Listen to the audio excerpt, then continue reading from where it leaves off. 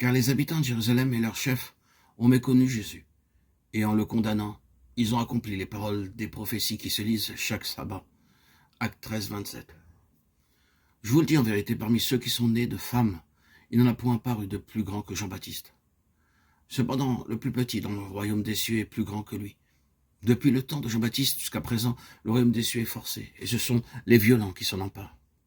Car tous les prophètes et la loi ont prophétisé jusqu'à Jean, et si vous voulez le comprendre, c'est lui qui est l'Élie qui devait venir. Que celui qui a des oreilles pour entendre, entende. Matthieu 11, 11, 15. La loi et les prophètes ont subsisté jusqu'à Jean.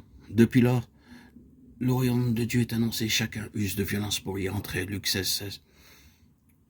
Nous pourrons comprendre, je pense, que le lien qui existe entre Acte 13, 27 et Matthieu 11, 13, c'est cette expression.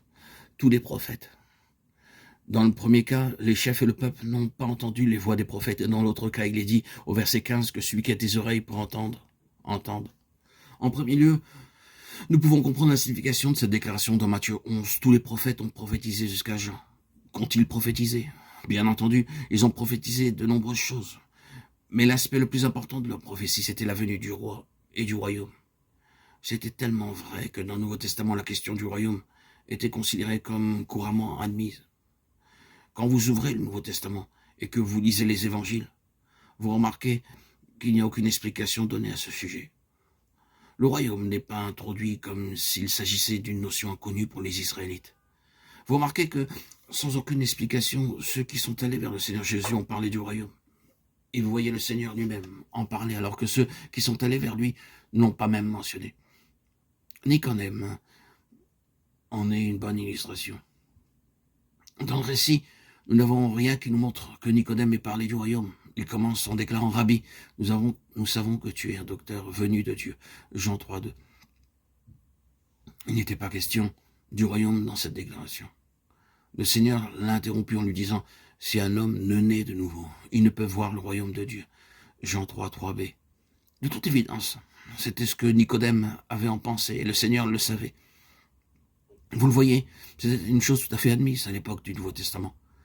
Quoique nous en ayons l'enseignement et la signification céleste, le royaume était déjà une notion ancrée dans la mentalité du peuple juif. Et de toute évidence, cela venait des prophètes.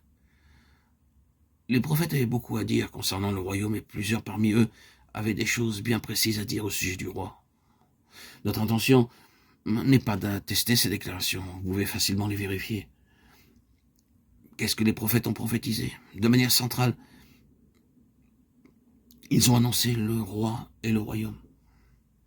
Quel a été le point culminant atteint par les prophètes en relation avec cette question? Il fut atteint par Jean-Baptiste. Il a tout récapitulé. Il fut pour ainsi dire le prophète inclusif.